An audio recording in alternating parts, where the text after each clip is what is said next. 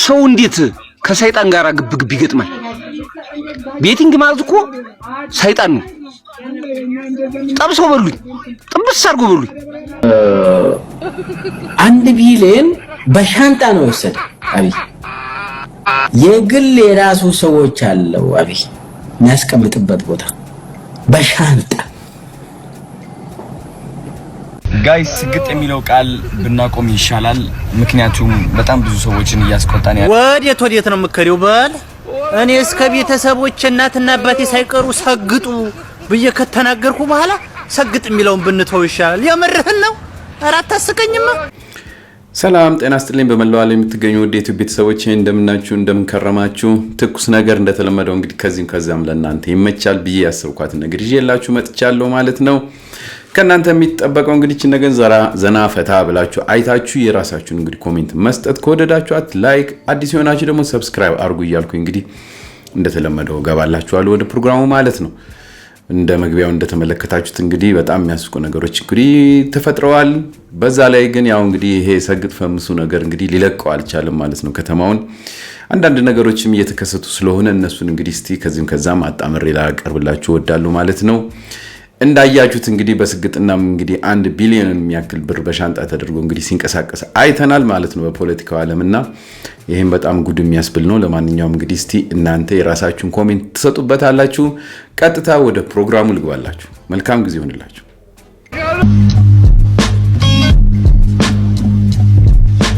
ከናንተ ባላቅም ምን ያሜት አለቅም ቡድን ያከበረው ዋላዋቂና ቅም ከናንተ ባላቅም ሾርኔ አይጠየቅም ሐሰት ያማለለው ሐቅ አይደበቅም። ሐሰተኛ ያነክሳሉ ይወዳሉ ድራማ የደበቀው ሸፍጥ መጃቃሉ ውስጡን ለቄስ ፐብሊክ ፊገር ቼሲን ስግጥ ያይጥ ምስክር ድንቢት የትንፍጩ ዘመን ዱቄቱን አምጪው ወገን here is your king here is my thing ሰርቶብሻል ጋዝ ላይቲንግ ተከፋ ያነገሰው ዝና ሐሰት ያገዘፈው ጀግና ስራት የለው ስራት አስተማሪ ታማሚው ሐካሚ ሐኪሙ ታማሚ አጥፊው ተሸላሚ ሰሪው ተቆርቋሚ መዳኘት ያለበት ዳኛ መመራት ያለበት እረኛ ከያኒው መከነ መካኑ ከየነ ቦሳቹ መንኑ ኮማቹ ገነነ የሞተን ተከታይ ነዋሪ እብደትን አዘማኝ ተማሪ ሐሰተኛ መሲህ ሐሰተኛ መሲህ የኔን ላይፍ የኔን ህይወት ግን ደግሞ የሚኖረው ሰው ይኖር ይሆን? እኔ እኮ እስካሁን 3 ሲኖ በትንሹ ይኖር ነበር። ቤቲንግ ማልጫወት ቢሆን ኖሮ ማለት ነው። አሁን እኮ ሲፈልጊምሽ ሲፈልጊንጋ አይነት አመለካከት ህይወት ውስጥ ነው ያለው።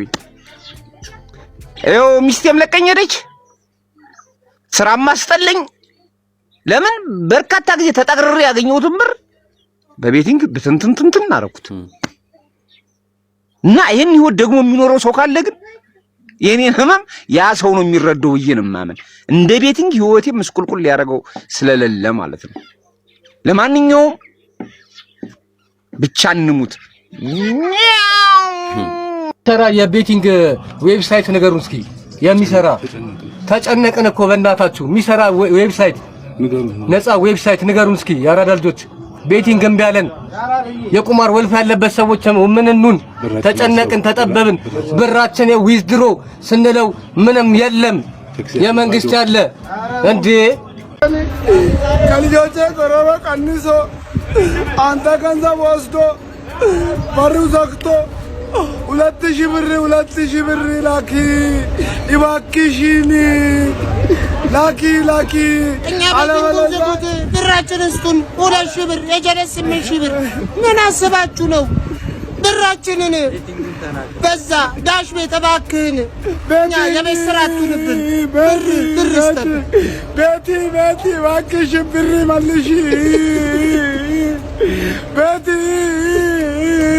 ብር ብር ላይ ነው የምትዘጊ እስከ ዛሬ ሳትዘጊ እኔ ሲበላ ነው የምትዘጊ። ወይኔ ብሔራዊ ሎተሪ 22 አቋማሪ ድርጅቶችን ፍቃድ ሰረስኩ፣ ኢትዮጵያውያን እንኳን ደስ ያላችሁ አለን። ቀልዱ አይጠገብም። እንግዲህ ጫወታውን ነው። ባለፈው ሳምንት የፌደራል ፖሊስና ብሔራዊ መረጃና ደህንነት 22 በተመሳሳይ 22 አቋማሪ ድርጅት ስራ ኃላፊዎችን እና ተባባሪዎቻቸውን ይዣለሁ። የያዝኩበትን ምክንያት 100 ቢሊዮን ብር መንግስት ማግኘት ያለበትን ጥቅም ስላሳጡት ነው የሚል መረጃ ሰጥቶን ነበር። 100 ቢሊዮን ብር አስባችሁታል? መንግስት ብቻ ያጣው 100 ቢሊዮን ብር ከሆነ እነዚህ አቋማሪ ድርጅቶች ምን ያህል ብር እየሰበሰቡ እንደሆነ መሰብሰብ ብቻ ሳይሆን በመኒ ላውንደሪ ውስጥ ገንዘብ በማዘዋወር ውስጥ በመነዛዘር ሂደት ውስጥ ምን ያህል ብር እየተንቀሳቀሰ እንደሆነ በዚህ አጋጣሚ ማሰብ ትችላላችሁ። ከዚህ በፊት ቫሞስ የተባለው ብቻ ኢትዮጵያ ውስጥ እንግዲህ ስፍር ቁጥር የሌላቸው በብሔራዊ ሎተሪ አማካኝነት ፍቃድ የተሰጣቸው ስፍር ቁጥር የሌላቸው አቋማሪ ድርጅቶች አሉ። ከዚህ ውስጥ ቫሞስ የተባለው አቋማሪ ድርጅት የአንድ ቀን ትራንዛክሽን ተልኮልኝ ነበር፣ ፖስቸው ነበር ከዚህ በፊት። እውነቴን ነው የምላችሁ፣ ገልጬ መጨረስ ነው ያቃተኝ። ህዝቡ ቁማር ላይ ምን ያህል እንደተጣደ ይሄ ሴራ የብሔራዊ ሎተሪ ሴራ እንደሆነ ትውልድን ለመግደል ለማጥፋት ቁርጦ ከተነሱ ድርጅቶች መካከል ብሔራዊ ሎተሪ እንደሆነ አሁን እንግዲህ እነዚህ ፌደራል ፖሊስና ብሔራዊ መረጃና ደህንነት ወደ እኔም ይመጣሉ በሚል እንግዲህ ይሄን ሳያውቀው ቀርቶ አይደለም። ከዚህ በፊት እኔም በተመሳሳይ የ22ቱን እንትን ፍቃድ ሰርዣለሁ የሚልን ለዚህ ነው። እነዚህ አቋማሪ ድርጅቶች እንግዲህ ሲበሉ ወጣቱን ሲበሉት ቀጥ ብለው ክፍት ሆነው ይቀጥላሉ፣ ሲበሉ ግን ይዘጋሉ። ከዚህ በፊት መቀሌ፣ ባህር ዳር፣ ሐዋሳ ላይ የተለያዩ ወጣቶች በልቻቸው የት አድራሻቸውን አላውቅም ዘጉብኝ ያሉ ብዙ ወጣቶች ናቸው። እና ፌደራል ፖሊስና ብሔራዊ መረጃና ደህንነት በነካጃችሁ ብሔራዊ ሎተሪ ነካኩት። ትልቁ ችግር ያለው እሱ ነው። ሁለተኛው ቴሌብር ነው። ቴሌብር ቴሌኮሙኒኬሽን ራሱ የነዚህ ወንጀሎች ተባባሪ ናቸው። ብዙ ትራንዛክሽኖች የሚሄዱት በቴሌብር በኩል ስለሆነ ማለት ነው። በነካጃችሁ ነካኩልን እነዚህን ሰዎች ከሀገራችን። እውነቴን ነው የምላችሁ፣ ካላጠፋን ወጣቱ አንድ በሶሻል ሚዲያ ሌላኛው ደግሞ በቁማር እያለቀ ነውና ተባበሩን በነካጃችሁ ብሔራዊ ሎተሪ። ከመንግስት ብቻ የሰወሩት ግብር 100 ቢሊዮን አካባቢ ነው። ምን ያህል ቢሊዮን ብር እንዳገኙ አስቡት። እነዚህ ድርጅቶች ታዲያ ምን መሰሏችሁ? የስፖርት ማወራረጃ ቤቶች ናቸው። እዚህ ላይ ብዙ ወጣቶችና ታዳጊዎች ተስፋቸውን፣ ወጣትነታቸውን፣ ጊዜያቸውንና ገንዘባቸውን ሁሉ ተበልተዋል። እነሱ ይሄን ሁሉ አትርፈዋል። እናንተ ምንድነው ያተረፋችሁት? ስለ ቁማር መቼ ነው የምንነቃው? አሁን እንግዲህ እንደተመለከታችሁት ነው። በጣም በሚያሳዝን ሁኔታ እንግዲህ የመንግስት ተቋም የቆረቆረው እንግዲህ ነው። ቤቲንግ ማለት ማንም አይደለም። ይሄን ነገር በደንብ በስነ ስርዓቱ እርግጥ አድርገን መናገር አለብን። ምክንያቱም ዜጋ እየተጎዳ ዜጋ እየተበላሸ እንደገና ደግሞ ኑሮውን እያበላሸ ያለው በዚሁ በቁማር ነው። ይህ ቁማር ነገር እንግዲህ እንደምታውቁት በቴሌ ብር ውስጥም አለ፣ በብሔራዊ ሎተሪ ነው እንግዲህ ፈቃዱ ራሱ የሚወጣው። ይሄንን ደግሞ የሚያወጡት ሌላም ጊዜ ወደፊት አቀርብላችኋለሁ፣ በደንብ ገና እየተሰራበት ስለሆነ ነው። ብሔራዊ ሎተሪ ውስጥ ያሉ ሰራተኞች ናቸው ይሄንን ነገር አብዛኛውን የሚሰሩት እየተባለ እየታማ ነው። ስለዚህ ይሄንን ነገር መንግስት እንዴት ዝም ብሎ አየ?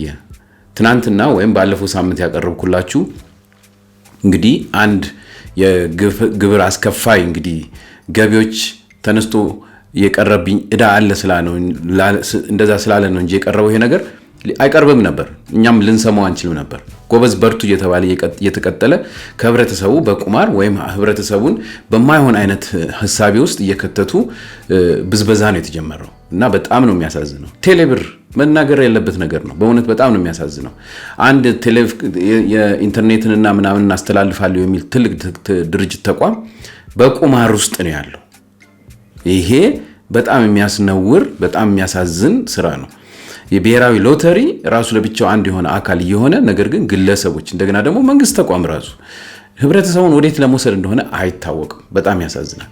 እና እንደነዚህ አይነት ነገሮች ስላሉ ይሄንን በአጋጣሚ ላቀርብላችሁ ወድጃለሁ። ለምን በየጊዜው አዳዲስ እንደዚህ አይነት ነገሮች ሲመጡ ዝም ማለት አይሆንም በሚል ነው። በፌስቡክ ዊክ ላይ ብዙ ጊዜ አቀርባለሁ እንደነዚህ አይነት ነገሮችን። አንዳንዴ ህብረተሰቡ በደንብ ተገንዝቦት ያየዋል። ነገር ግን ወደ መንግስትም ሆነ እንደዚህ ይሄን ነገር ወደሚመለከተው አካል እንዲቀርብ በተቻለ መጠን በሁሉም አይነት ሚዲያ መቅረብ ስላለበት ነው እያቀረብኩላችሁ ያለሁት።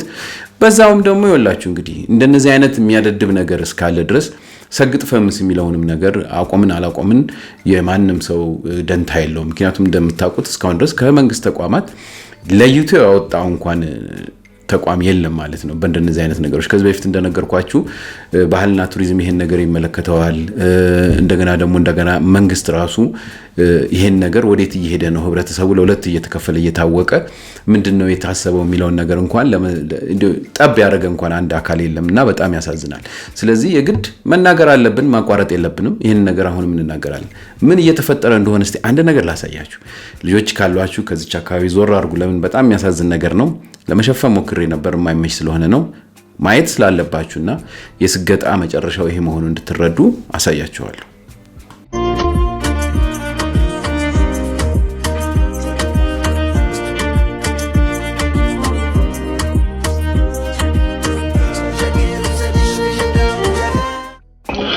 ይህን ቪዲዮ እስቲ አብረን እንበሳጭ፣ አብረን እንቃጠል።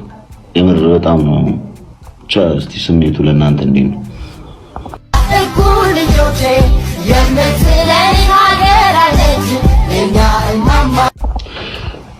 ባይዘዌ በሀገርና ሀገር ነክ ነገሮች ላይ ሁላችንም የምር ማሽቃበጥ ሳይሆን ሊከፋን ይገባል። በተለይ ገና ታዳጊ ሆኖ እንደዚህ መረን ሲሆን ደግሞ መገረፍ አለበት፣ ይገረፋል።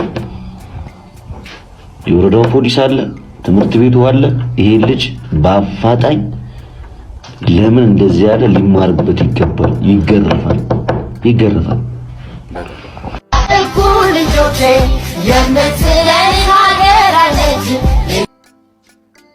እኔ የምላችሁ አያችኋል፣ የደድበ ሰግጠ ፈምስ ትውልዶች አያሳዝንም? ታዲያ ተሳድበው ሀገርን ተሳድበው ትውልድን እንደ ትውልድ ተሳድበው በ13 እስከ 14 ዓመት ቢሆናቸው ነው ልጆቹ እድሜያቸው፣ ከዛ አይበልጥም።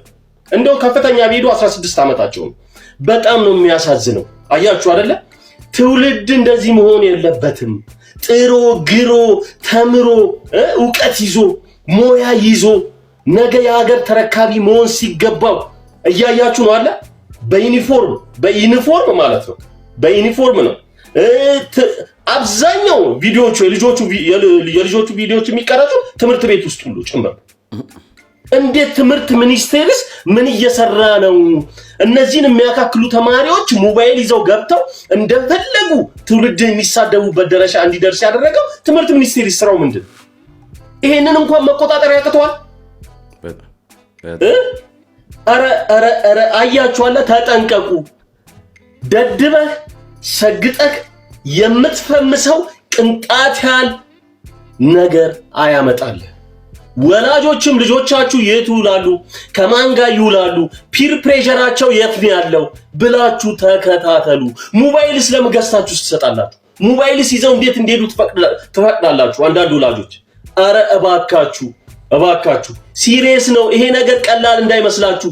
አብዛኛውን እያደደበ ነው ይሄ ንግግር፣ አብዛኛውን ሰው እያደደበ ነው። አብዛኛውን ወጣት እያደደበ ነው። እውነቴን ነው የምነግራችሁ። እንዲህ እሱን እንኳን ተቃውሞ ለሚሰራው ሪያክሽን ቪዲዮስን መጥተው የሚሳደቡ ሰዎች ምን አይነት ስድብ እንደሚሳደቡ ልነግራችሁ አልችልም። አረ እንደዚህ አይደለም። እንዲህ ትውልድ ያበላሻል። ትክክለኛ መስመር ላይ አይደለም ያላችሁት የሚል ሰው መኖር አለበት። ግን እኔ ልንገራችሁ፣ ይሄ ፕሪንሲፕል አይሰራም። ይሄ አካሄድ አይሰራም። መለወጥ አለበት። እንዴት ነው እየሆነ ያለው? እየተረዳችሁ ነው? ግን ሰዎች እየተረዳችሁ ነው? ግን ማንም በህፃን ልጅ ከ10 ዓመት በታች ይሄንን በዚህ እንትን የሰራ ሰው አውቃለሁ። በዚህ ቪዲዮ እነሱ በሰሩበት ቪዲዮ ወይንም ክሊፕ መዝሙር የ10 ዓመት በታች ልጅ ሲሳደብበትም ሲልበትም አይቻል። አያሳዝንም ታዲያ ትላላችሁ? ተማሪ እኮ አሁን ላይ መማር ነው ያለበት። ስለ ትምህርቱ ነው መማር ያለበት። በትርፍ ሰዓቱ ስለ መጫወት ነው ማሰብ ያለበት። እንዴት አይነት እንዲህ የማህበራዊ ሚዲያ ልቅነት እንዴት ተፈጠረ ሀገራችን? ኧረ እባካችሁ ረጋ በሉ እባካችሁ። ትውልዶች ራሳችሁን ጠብቁ። ምን እየተደረገ ነው ያለው? ኧረ እባካችሁ። ሰው በጣም ተሟራል።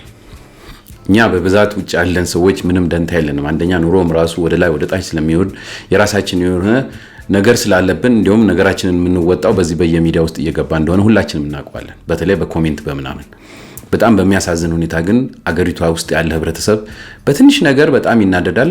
ከዛ ደግሞ የሚገባበት ነው የሚያጣው። ለምን ህብረተሰቡ በጣም ተለቋል። ምንም አይነት ፖሊሲ የለም። ይህ ደግሞ ፖሊሲ ያለመኖሩ በተለይ በመንግስት ምንም አይነት ሪያክሽን ባለመደረጉ እንደዚህ በቃ መሰገጥ ያስፈምሳል የሚለው ነገር ይሄው በየትምህርት ቤቱ በየምኑ በጣም ብዙ ነው የወጣው። አንዳንዱን ያሳፍራል ለማቅረብ ራቁት ሆኖ ከተማ ላይ የሚዘልሉ አለ። እንዲው ስንቱን አቅርብ ይችላልው በሚል ነው። በእውነት ይሄ የሆነው መች ነው አሁን እየጨመረ ያለው? ለምን በመሰገጥ የተሻለ የሚገኝ ነገር አለ? በመሰገጥ እኛ የምናውቀው እናንተ የምትሰነጣጥቁት እነዚህ የሚሰነጣጥቁ ሰዎች አሉ። አማርኛውን ድሮም ጀምሮ ስገጣ ማለት መሰገጥ ማለት እኛ የምናውቀው የጠቅላላ ኢትዮጵያ ህዝብ የሚያውቀው ፋራ የሆነ የደደበ የሆነ አንድ ምንም ነገር ሲደረግ የማይገባ እንደሆነ ሁላችንም እናውቃለን። ወደ ሌላ አንውሰደው፣ ሌላ አይነት ፍልስፍና ውስጥ አንግባ የተባለ ነገር አለ። የምናውቀውን ነገር ለመቀየርና የራሳችሁን ፕሮፓጋንዳ ለማራዘም አትሞክሩ። ይሄን ነገር ምለው ለምንድነው እንዲሁ ዝም ብላችሁ ተነስታችሁ የምትሳደቡ ማለት ሰዎች አላችሁ። በተለይ ትልልቅ እንዲሁ የፖለቲካ ሰዎች የምትባሉ ልክ የሆነ ነገር ለማራቀቅ እሱ በዛ በኩል አላሰበም። ሲጀመር ተናግሮታል። መደደብ ነው በቃ አለቀ። ደድበህ ገንዘብ ፈልግ ነው ያለው በቃ። ይሄንን ነገር እንዲሁ በቃ ቢግ ዲል አድርጋችሁ በየቦታው እያሰራጫችሁ ስለሆነ የናንተም ደግሞ ድምጽ ከዚህ በፊትም ይሰማ ስለነበረ አሁን እሱን እየሰማ የሚነሳ በጣም ህፃናት ብዙ ልጆች ፈጥረናል። ያንን ነገር የምናቆመው ሁላችንም እንደዚሁ እየወጣን እየተሳደብን መሆን ስላለበት እኔም እንግዲህ እየሰገድኩኝ በስነ ስርዓቱ እንደዚህ መሳደብ ጀምራለሁ ማለት ነው። በጣም ይቅርታ ውድ የዩቲዩብ ቤተሰቦቼ፣ የምታከብሩኝ የማከብራችሁ እናንተን አይመለከትም። ነገር ግን እዚህ ውስጥ እየገቡ የሚበጠብጡ ስላሉ እነሱን እንደዚህ መናገር ግዴታ አለብን፣ ማሳየት አለብን።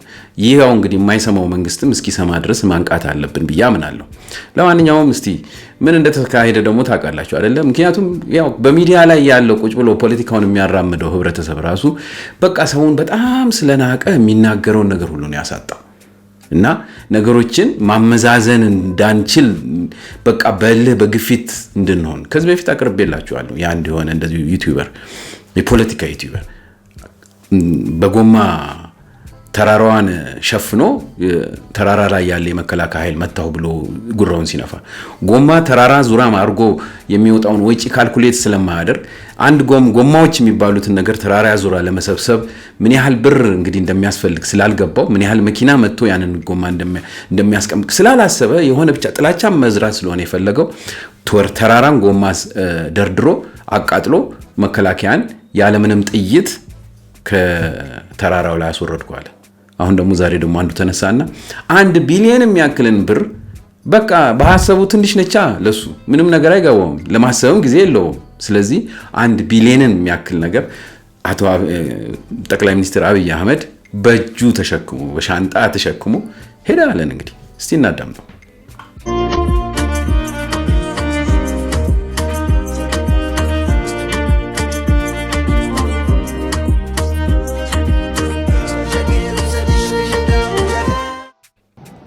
ታስታውስ እንደሆነ ዩኤኢዎች ወደ 2 ቢሊዮን 3 ቢሊዮን ድጋፍ ሰጡ። 3 ቢሊዮን ዶላር ከዛ ውስጥ 1 ቢሊዮን በሻንጣ ነው የወሰደው አብይ። ሄሎ በሻንጣ 1 ቢሊዮን ወስዶ የት ነው ያስቀመጠው? ለብሔራዊ ባንክ ምናምን የፋይናንስ ሚኒስቴር አቅ ለነሱ አላሳየም። የግል የራሱ ሰዎች አለው አብይ የሚያስቀምጥበት ቦታ በሻንጣ።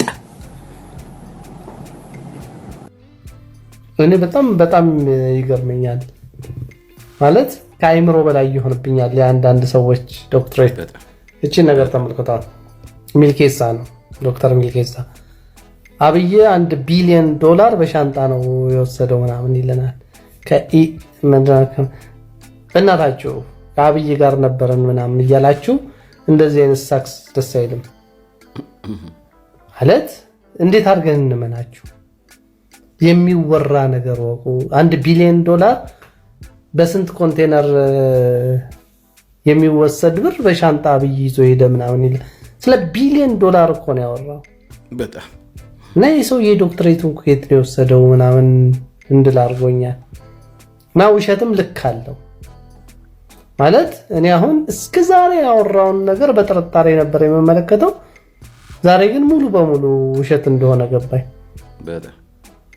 ማለት አብይ ቢሮ ጠርቶኝ እንደዚህ ያለኝ ምናምን የሚለው ተክላላ ውሸት ነው ከዚህ በኋላ አላምነውም $1 ቢሊዮን በሻንጣ ይዞ ሄደለን $1 ቢሊዮን 200 እና 300 ሺህ ዶላር መሰለው እንደ በሻንጣ ተይዞ የሚካሄደው ቢያንስ ስትዋሹ እንትን የሚመስል ነገር አመሳስላችሁ ምናምን ይሄ ልክ አይደለም ውሸትም አይነት አለው በቃ ፕሮፌሽናችሁ ያልሆነ ሰዎች አላችሁ እና አይ ዶንት ኖ ለምን እንደዚህ መዘባረቅ ምናምን እንዳስፈልገ አይገባኝም እና እኔ መሳይ በጣም ያስቀኛል ላይክ እንደዚህ አይነት ዝቅጠት ውስጥ መግባት በቃ የምትውላቸውን ሰዎች ላይ ዝም ብለ አሁን ሚልኬሳም አንተም ለኔ በጣም እንትን ያላችሁ ሰዎች ናቸው እኔ አብይ ስተት የለበትም ምናምን እያልኩኝ አይደለም $1 ቢሊዮን በሻንጣ ይዞ ሄደ ግን እልም ያለው ውሸት $1 ቢሊዮን በሻንጣ ይያዝ $1 ቢሊዮን ብዙ ነው ካላወቃችሁት እጅግ በጣም ብዙ ነው ሶ አይ ዶንት ኖ እኔ ዶክተሬቱን ከየት እንዳመጣው በደንብ ቢጣራ ደስ ይላል እንደሰማችሁት ነው በጣም ነው የሚገርም ዶክተሬቱማ ከየትም ነው የሚገኘው የታወቀ ነው ሁላችንም እናውቃለን ለ30 ዓመት ማለት እንችላለን ይሄ ዶክተሬት በየቦታው በገንዘብ እንደሚሸጥ እሱ አይደለም እንዲው በቃ በጣም የሚያስቀኝ በቃ መሰገጥ ማለት አሁን እዚህ ላይ ሰገጥ ይብነል በስነ ስርዓቱ እንደማትቀያየሙ እውነት ትክክለኛው ቦታው ይመስለኛል ለምን በቃ ሚዲያ ተገኘ የሆነ ነገር ተገኘ ተብሎ ብቻ የፈለገውን ነገር መንዛት በጣም ነው የሚያሳዝነው ሰው እኮ አበዛዝኖ አንድ ነገር ለመናገር ወይም ለማሳመን ወይም ነገሮችን ወደ ራሱ ለመስበሰብ ይሞክራል ግን እንደዚህ ብጭፍን ያለ ነገር ብዙ ጊዜ ይገጠማል በጣም ነው የሚያሳዝነው እነዚህን እንደዛ ብንል ጥሩ ነው እንጂ ማንኛውንም ነገር ተነስተን ክፉ ነገር እየሰራን ህብረተሰቡ መቀየር የለብንም በጣም ስላዘንኩ ነው በእውነት እቺ ነገር ያቀርብኩላችሁ አሁን እሱ ራሱ ስራዬን ማሰራት አቅቶኛል ብሏል አዶናዩ ማለት ነው ለምን ጥያቄው ወደ ሌላ እየሄደ እንደሆነ ህብረተሰቡ እንደማይለቀው ስላወቀ እንዲህ ብሏል እስቲ እንስማ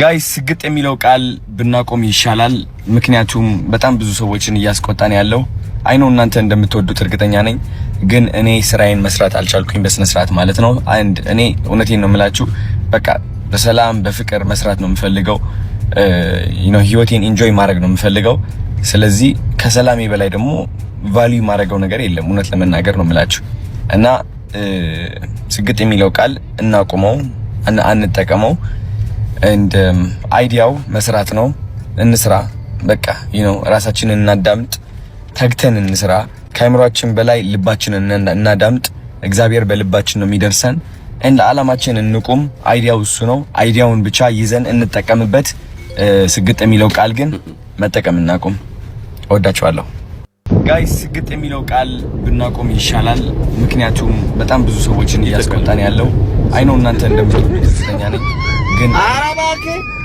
የመረን ነው መቼም ነው አንሰማም ነው ምልክ መቼም ነው ማንሰማም መቼም ነው ስግጥ ፍንቅስን ማናቆሙ ማለት መቼም ማናቆሙ ለራስ አዋርድ መኪና ከበላ በኋላ ሽልማት ከተሸለምኩ ሶስት ሽልማት ከተሸለምኩ በኋላ 4 ሚሊዮን ፎሎወር ከገባበት በኋላ ስግጥ ፍምስን ከተጠቀምክባት በኋላ እኛን አቁሙ እኛ ገና ነን አልተጠቀምንም ገና እንሰግጣለን እንሰግጣለን እንፈምሳለን አንሰማም አዶናይ አሁን ልንጣላ ነው በቃ አናቆምም እንሰግጣለን ጋይስ እንሰግጣለን አናቆምም አራቶ ተጠቅሞላሽ ጋይስ ስግጥ የሚለው ቃል ብናቆም ይሻላል ምክንያቱም በጣም ብዙ ሰዎችን እያስቆጣን ያለው ወዴት ነው የምከሪው በል እኔ እስከ ቤተሰቦች እናትና አባቴ ሳይቀሩ ሰግጡ ብዬ ከተናገርኩ በኋላ ሰግጥ የሚለውን ብንተው ይሻላል የምርህን ነው አራት አስቀኝማ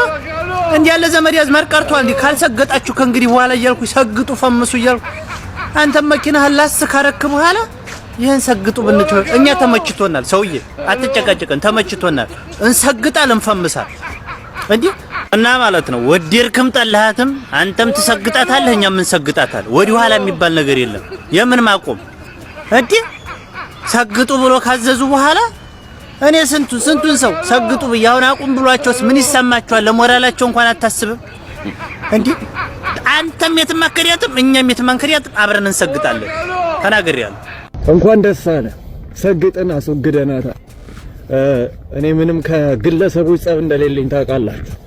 የአይዲያ ጥቃት ነው የደረሰብን። እኔ እዚህ ፊቴን የማሳየው ወድጄ አይደለም። ላይፌን ኤክስፒሪየንስን የማወራው ወጣቱን እንዳስተውል፣ ይሄ እንዲህ ነው ያ እንዲህ ነው ይሄ ገጥማል ሶስ እንዲህ ነው ምን እያልኩ መለፈልፈው ነቃ ብሎ እንዲሄድ እንጂ ሰግጦ ደድቦ የሚሄድበትን ፋዛ አይደለም። ስለዚህም ነው ስለዚህ ቶፒክ ማውራት የጀመርኩት። እኔ ቀጥታ ጥቃት ነው ብዬ ነው ያየሁት። እኔ ሶሻል ሚዲያ ላይ መምጣት የምፈልግ ሰው አልነበርኩም። ግዴታ አለብኝ እና ኤክስፒሪየንስ ሼር የማድረግ ግዴታ አለብኝ በማለት ነው። ስለዚህ አሁንም ቢሆን ደድብ ሰግጥ ወይንም ሴቶችን ደግሞ ስትባልጊ ነው የሚያልፍልሽ የሚለውን ያዩትን ሜሴጅ ወገቡን አስሮ የሚናገር ሰው ካለ እዛ ወገብ ላይ ቅማን እንደምሆን ቃል ገባለሁ። ምንም ችግር የለብኝም። 10 ሰው ይዤ 10 ዓመት አወራለሁ አጌንስት ዳት አይዲያ። ግለሰብ ጋር አይደለም ንግግራችን፣ ከሐሳብ ጋር ነው። ሐሳብ ያድጋል። ሐሳብ ለልጅ ይተላለፋል። አጉል ከሆነ አጉል ሆነን እንቀራለን። መልካም ቀን። ትክክል። በእውነት በጣም ጥሩ አድርጎ ነው የነገረን። ሁላችንም ለዚህ ነው የምንሮጠው። በራሱ የፈለገ ሰው አንድ ሰው በራሱ የፈለገውን ነገር ማድረግ ይችላል። ነገር ግን ህብረተሰብን የሚነካ ነገር ሲያደርግ ማንም ሰው ዝም ማለት የለም። ሃይማኖት ሲነካ ዝም ብለን እናውቃለን? ወይም የመንግስት ወይም የኢትዮጵያ ነገር ሲነካ ምንም ዝም ብለን እናውቃለን? አናውቅም። ይሄም ነገር ደግሞ ልጆቻችንን የሚጎዳ ስለሆነ ሁላችንም በእንደዚህ አይነት ጉዳይ ላይ ፊታችንን ወደ ኋላ ማዞር ወይም የሆነ አስመሳይ አይነት ነገር ወይም ለማበረታታት ወይም ወጣቱን ለማነቃቃት ሌላ አይነት መስመር ማስያዝ ያስፈልጋል ብዬ አላምንም። ስለዚህ እየተካሄደ ያለው ነገር በጣም ጥሩ ነው። አልቆመም። እንዲቆም በጣም ሁላችንም ፈልገን ነበር ባለፈው ሳምንት። ነገር ግን ጭራሽ ይሄን ነገር የሚያጋግል ህብረተሰብ ስላለ መጠቀሚያ ስላደረጉት በጣም እየጮኸ ስለሆነ ይሄንን የሚጮኸውን ነገር ደግሞ ለማቆም ሌላው ህብረተሰብ ዝም ብሎ አይተኛም። ወይም ተሸናፊ አሸናፊ እንደሌላ ነገር ሳይሆን ይህ የሁላችንም የባህላችን ጉዳይ ስለሆነ እንታገላለን እስከ መጨረሻ ማለት ነው። እስቲ ምን አሉ አንዳንዶች? በዛ ላይ ቅድም የሆነ ልጅ ምን ብሏል? ህፃናት ሳይቀሩ ሰግጥ ፈምስ ብለዋል። እስቲ እቺን ነገር ላሳያችሁ።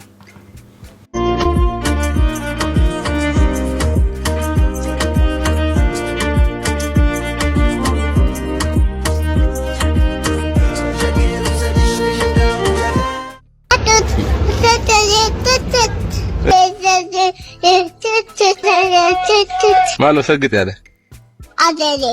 አንድ ትንሽ ኮንፊውዝድ የሆነ ልጅ በራሱ ግራ የገባው ሰውዬ ማለት ነው መጥቶ የሆነ ሐሳብ ሲነግርህ እንደ አዳልት you need to think twice ማለት ምን እያለ ነው? ለምንድን ነው መስማት የሌለብንን ነገር ሰማን? አንዳንድ በእድሜ የሄዱ ሰዎች ትልቅ ሰው ማለት ስለሚከብደኝ አፈር ማረጉለት። እሱ እኮ ማለት የፈለገው why would you explain for him? ተናግሯል እኮ ደድቡ ስደድብ ነው ገንዘብ የመጣው አለ። why would you explain for him? አይ እሱ እኮ ማለት የፈለገው በቃ ለዓላማችሁ ጽኑ። ዓላማ ጽናት ሌላ ቃል አለው እና እንደዚህ አይነት አንዳንድ ደካሞችን ሄሮ ማድረግ እኔ አይገባኝም። እንዲህ ለማድረግ እኮ ነው ስግጥ ፍምስ ነው። ፍምስ ማለት ምን ማለት? ፌመስ መሆን by any means be famous ነው። ለምን ፌመስ ትሆናለህ? what's the ultimate purpose of being famous anyway? ምንድነው ፌመስ የሚያደርገህ? ሶሻል ሚዲያ ላይ ምንድነው የሚያደርገህ? being arrogant ባለጌ መሆን ነው። እንደ ልብ መሆን ነው። ጋጠወጥነት ነው ፌመስ የሚያደርገው። እያናና በግድ ነው እኮ አንዳንድ ስርዓት ያላቸው ሰዎች የሚታወቁት። እና be whatever you want እንደ ልብ ሁን and then be fame ነው። ፌም ደግሞ የሚያስገኘው ማኒታሪ ቫልዩ አለ፣ ገንዘብ አለ። ስለዚህ አንዳንድ ሰዎች እኔ am wondering think twice አስቡበት ይሄ ነገር። ምክንያቱም ነገም ይቀመጣል የሰራችሁት ቪዲዮ ምን ሆኜ ነበር እንዳትሉ it's totally an ignorance። ስልጥና ፒስ ነው ግን ማለት ነው ፖይንቱ መፈመስ አይደለም። ከፈመስክ በኋላ ምን ትሰራለህ ነው። ሰግጠ ልትፈመስ ይችላል። ሰግጠ ግን አቀጥል። ከፈመስክ በኋላ አሁን ለምሳሌ አንድ ቀልድ ሰርተ ወይም አንድ ዳንስ ሰርተ ቀጣዩ ዳንስ ወይ ኩል መሆን አለበት ወይ መብለጥ አለበት።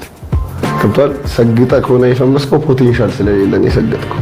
ስለዚህ ከፈመስክ በኋላ ትወርዳለህ ማለት ነው። ስለዚህ እየሰሩ ላይክ ብሪክ ባይ ብሪክ ስቴፕ ባይ ስቴፕ መፈመስ ይሻላል። አርቲኩሌት ማድረግ ማለት አረፍተ ነገር መስራት ማይችል ሰው አለ። እነሱ ይደንሱ። የምትሰራው ወይም የምታውቀው ነገር ከቲክቶክ ጋር የሚገናኝ ከሆነ ማንኛውም ሰው አንድ ልብስ ሰፊ ቲክቶከር መሆን ይችላል። አንድ ምግብ ሰራተኛ ቲክቶከር መሆን ይችላል። ገብቶሃል? የምትሰራውን ነገር እየቀረጽክ ነው ፖስት። ከሰፈር ላይ ድንጋይ ላይ ቁጭ የምትል ከሆነ ቲክቶከር ባትሆን ስፓላላላ የሚመጣ ጄኔሬሽን አለ። ለዛ ግን ምግብ ልትሆነው አትሊስት ትችላለህ ወይ ነው ጥያቄው። የድንቁርና መልኳ በደንብ እየተገለጠች ነው። ለመጪው ትውልድ የማያስብ ስግብግብና ግዴለሽ ሰው። በጣም እየገረመኝ ያለው ነገር በሌላ በተለይ ጠቃሚ በሆኑ ሀገራዊ ጉዳዮች ላይ ምክርና አስተያየት የሚሰጡ የነበሩ ሰዎች አሁን በዚህ ልጅ ምክንያት የተናገሩትን ሲሰማ እየተሸማቀቁ ነው። እንደኔ መረዳት እያሉን ነው። አሁን እናንተን ነው ለዛች ሀገር የሚመጥን አስተያየት ያላችሁ። ጭራሽ እኮ ፖለቲካውንም ልትተነትኑልን ትሞክሩ ነበር። የሚገርመው ልጁን ለማለት የፈለገው ይህንን ነው። ልጁ አላያችሁትም ወይ እንዴት ድፍረቱን እንደቀነሰ? የፈለጋችሁትን ቪዲዮ ብቻ ነው እንዲያያችሁት ወይስ እናንተም የአልጎሪዝሙ ሰለባ መሆናችሁ ነው? ደግሞ ሃይማኖተኞች ገና ለገና የማርያምን ስም ስለጠራ የምትጮሁ እና የምታጨበጭቡ አላችሁ። ሌሎቻችሁ ደግሞ ለምን የማርያም ስምን ጠራ ብላችሁ ምላሽ በመስጠት ዋናውን ቁም ነገር ስታችሁ የምትጓተቱ። እንደማየው ለመጪው ትውልድ የማያስብ ስግብግብ እና ግዴለሽ ሰው ነው የበዛው። እንደው እስቲ ለመጪው ትውልድ መንገዱን ማመቻቸት ባንችል ችግርን ባንቀርፍለት ዝም ብለን ማገዱ ብንሆን። አሁን እንግዲህ እንደሰማችሁት ነው።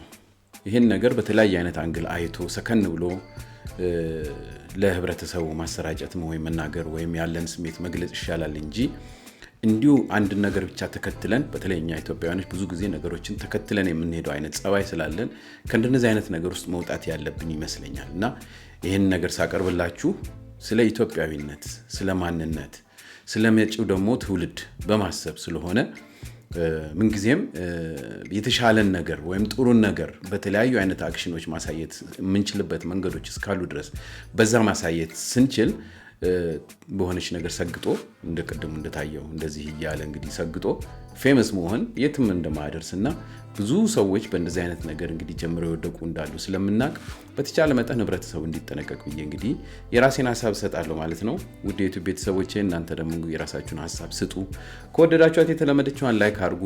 ቤቴን ጎብኘትኛት ታርጋችሁ ደግሞ አዲስ የሆናችሁ ሰብስክራይብ አድርጉ ብዬ ልለያችሁ። አንድ መጨረሻ አለ። በጣም ጎበዝ የሆነ ሰው ከዚህ በፊት ማቅረብላችኋለሁ። እሱ ደግሞ የራሱን አይነት መንገድ የራሱን አይነት ትንታኔ ሰጠዋል። እሱን አሰምቻችሁ ለያያችኋለሁ። መልካም ጊዜ ይሆንላችሁ። ደደብ ሰውም ያልፍለት ዘመን ላይ ነን ያለነው። ደደብ ሁኑ። ድድብ ማለት ነው ስሙ። ማሰብ አቆሙ። አብዛኞቻችሁ ማለት ነው ከመጠን በላይ ታስባላችሁ። የኔ ሳይንቲስቶች ስሙ።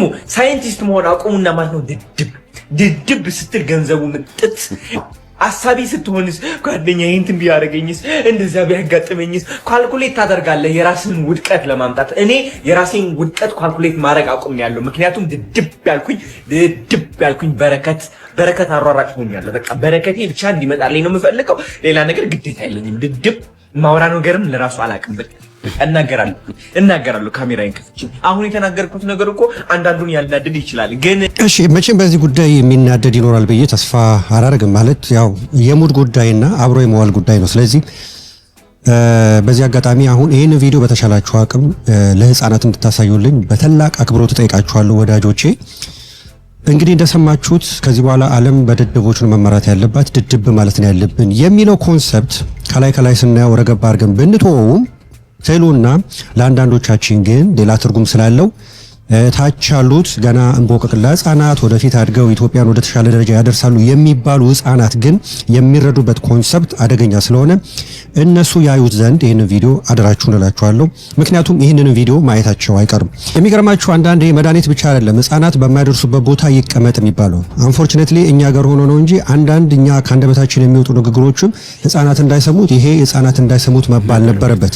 እዛ ካታጎሪ ውስጥ የሚገባ ነው ይሄ አሁን ወንድማችን የተናገረው ንግግር። ዓለማችን እንደምታውቁት በተለያዩ የጂነስ ሰዎች እንደምትመራ ግልጽ ነው። ኦፍ ኮርስ በዛው ልክ ደደቦች አሉ፣ አዎ አሉ። ግን እነዚህ ደደቦች ሰርቫይቭ የሚያደርጉት ጂነስ ሰዎች በሰሩት ሲስተም ውስጥ ልክ እንደ ወስፋት ተንጠልጥሎ መሆኑ መዘንጋት የለበትም። አለበለዚያ ግን ይሄ ነገር ፕሩፍ እናደርግ ካልን ምናልባት በዚህ ጉዳይ ላይ ፈቃደኛ የሚሆን ሰው ካለ በተለይ ከሱ ተከታዮች ውስጥ 1000 ሰው የሚሆን ሰው ለብቻ በሆነ ቦታ ተገንጥላችሁ ቁጭ ብላችሁ የተለያየ ነገር ሳይቀርብላችሁ ከዛ በኋላ በድድብናችሁ የምትደርሱበት ወይም የምትፈጥሩት ነገር ካለ በዛ ነገሮችን ኤክስፐሪመንት አድርገን መረዳዳት እንችላለን። ምክንያቱም በድድብና ተሄዶ የሚደረስበትን ምናልባት እርስ በርስ ተገናኝታችሁ ብታዩት የዛኔ አስተሳሰቡ ሮንግ መሆኑን እንረዳለን ማለት ነው። ከዚህ በኋላ የምናገረው ንግግር ለህፃናት ነው። እሺ ህፃናት ምናልባት በሆነ አጋጣሚ ይሄንን ቪዲዮ ልታዩ ትችላላችሁ። እሺ በተለያዩ አጋጣሚዎች ከወላጆቻችሁ ስልክ ስትቀበሉና ድድብ በሉ መደደብ ነው የሚያዋጣው የሚለው ወንድማችን ለእናንተ ለህፃናት አይደለም። እሺ ለትልልቆቹ ወይንም ለመሰሎቹ ነው። በዚህ አጋጣሚ አንድ ነገር ልንገራችሁ ህፃናት፣ የኢትዮጵያ ህዝብ በአሁን ሰዓት 130 ሚሊዮን ህዝብ ነው ተብሎ ይገመታል። እሺ ከዚህ ውስጥ ቢያንስ ይህ ወንድማችን 1 ሚሊዮን ከምናምን ተከታይ ያለው ተብሎ ይገመታል። ስገምትም እንደዛ መሰለኝ ሲገባኝና ልጆች 1 ሚሊዮን ከምናምን ማለት ከኢትዮጵያ ህዝብ 0.1% የሚሆነው ነው። እና በዚህ አጋጣሚ ነው ወንድማችን ሌሎች 1.67 ሚሊዮን ሁሉ ይቀሩሃል፣ እነሱን መውሰድ አለብን። ቢኮዝ የባች ጉዳይ ነው። አሁን ይሄን ነገር ትንሽ ፈታ ላድርገው እስኪ ላውራው። ህፃናት አሁን እሱ በሚለን ኮንሰፕት መሰረት እኔን አሁን በዚህ ሰዓት ይሄን የምታዩኝ በተለያየ ስልክ ነው። ስታስቡት ይሄንን ስልክ ጂነስ ሰዎች ነው የፈጠሩት ወይስ ደደብ ሰዎች ነው የፈጠሩት? የሱን ቃላት ልጠቀምና የትኛው ይመስላችኋል ህፃናት? ትክክል ነው አይደል? ግልጽ ነው። ይህ በዚህ ሰዓት እኔን እንድታዩ የፈቀደላችሁ ቴክኖሎጂ ወይንም ስማርት ስልክ በሉት ወይንም ወደ እናንተ እንዲደርስ የሚያደርገው በመሃል ያለው የብሮድባንድ ኮኔክሽን የወይንም የ4G ወይም የ5G ኮኔክሽን በደደብ ሰዎች አይደለም። እሺ የተሰራው ህፃናት የተሰራው በጂኒየስ ሰዎች ነው። ጂኒየስ ሰዎች ወደዚህ ምድር ሲመጡ አንዳንድ መጥፎ ሰውን የሚጎዳ ነገር እንደሚያደርጉት ሁሉ በዛው ልክ ደግሞ ለሰው ልጆች መፍትሄ የሚሆኑ ነገሮችን ሁሉ የሚሰሩት ጂኒየስ ሰዎች ብቻ ናቸው። ስለዚህ አንዳንዴ የሆነ ነገር ስትሰሙ ይሄን ነገር እኛን አያካትትም፣ እኛ ወደፊት የምንሆነው ጎበዝ ተማሪ ሆነን ያቺ እስከዛሬ በኢግኖረንስ ምክንያት ወይንም እሱ ባለው ቃላት በድድብና ምክንያት ስትሰቃይ የነበረችውን ኢትዮጵያ የምትባለውን ሀገር ቤዚክስ ኒድስ ከሚባሉት ዳቦ፣ ኢንተርኔት፣ እንቁላል፣ ዘይት፣ ቤት፣ መኖሪያ ቤት የሚባሉትን ነገሮች ለማሟላት ብቸኛው ያለው መንገድ በእውቀት ላይ የተመሰረተ ላይፍ ስታይል ለመኖር ዛሬን ጭንቅላታችንን ስናሰለጥን ነው ብላችሁ አስቡ እንጂ ወንድማችንን እንዳትሰሙት። እሺ እሱ እያወራ ያለው በሱ ፍሪኩዌንሲ ላሉ በሱ ድድብና ውስጥ እየተንሳፈፉ ላሉት ወገኖቹ ስለሆነ ልክ ሲሰሙት እውነትህን ነው በዚህ መንገድ ነው መሄድ ያለብን ብለው ያሉ። አሁን እዚህ ጋር አንድ ሌላ ማስረጃ ላሳያችሁ ልጆች። አንዳንድ ሰዎች በራሳቸው ኢግኖረንስ የተነሳ ኮንትራዲክት የሆነ ነገር ወይንም የሚቃረን ነገር ያወራሉ። አይታችሁ ከሆነ እሱ የያዘው ስልክ ራሱ የተሰራው ደደብ በሆኑ ሰዎች እንዳልሆነ መቼም ግልጽ ነው። እሱ ከካናዳ ወደ ኢትዮጵያ ሲመጣ የመጣበትን አውሮፕላን የሰሩት ደደብ ሰዎች እንዳልሆኑ ግልጽ ነው። ምክንያቱም አውሮፕላን ከሀገር ለመሄድ በአየር ላይ መንሳፈፍ አለበት አይደል እንደ ልጆች? አዎ። ስለዚህ ይህ በአየር ላይ ግራቪቲን አሸንፎ ተንሳፎ በሰዓት 995 ኪሎ ሜትር እየተጓዘ የመጣው ኤርባስ አውሮፕላን ከካናዳ ኢትዮጵያ የተሰራው በጂኒየስ ሰዎች ነው፣ በደደብ ሰዎች አይደለም። ግልጽ ነው አይደል? ስለዚህ ዓለም ምንጊዜም ወደፊት የምትሄደው በሚማሩ በሚያስተውሉ ማወቃቸውን እያወቁ ግን ዝም በሚሉ ሰዎች ነው። ስለዚህ ልጆች በተአምር እንደዚህ አይነት ምክር ወደ እናንተ ሲመጣ ይሄ ለኛ አይደለም ለታላላቆቻችን በሱ ደረጃ ላሉ በሚግባቡበት በሱ ፍሪኩዌንሲ ነው ብላችሁ አስቡ። እሺ ምክንያቱም አንድ ፈላስፋ ምን አለ መሰላችሁ? the age of information ignorance is a choice ብሎ ተናግሯል። ምን ማለት ነው? በዚህ በመረጃ ዘመን አለማወቅ ምርጫ ነው ብሎ ስላለ የእናንተ የልጆች ምርጫ ደግሞ ማወቅ መሆን መቻል አለበት እንጂ አለማወቅ አይደለም። ስለዚህ ኢትዮጵያ ሀገራችሁ ከናንተ ብዙ የምትጠብቀው ነገር አለ። ወደዚህ ምድር ስትመጡ ስታዩት ኢትዮጵያ ገና ብዙ ነገር እንደሚያስፈልጋት እየታያችሁ ነው አይደል? ያ ነገር ደግሞ ሊወገድ የሚችለው በእውቀት እንጂ በድድብና አይደለም። እሺ ልጆች፣ ስለዚህ እንደዚህ አይነትና ተመሳሳይ መልእክቶች ወደ እናንተ ሲመጡ ይሄንን እኔን አይመለከትም፣ ይሄ ነገርማ እኔን ቢመለከት ኖሮ ዓለም በድድብና ብትመራ ኖሮ ይህ ሰው ራሱ የሚናገርበት ኮሙኒኬሽን በደደቦች በተሰራ ነበር ብላችሁ መልሱላቸው። እሺ መልካም ጊዜ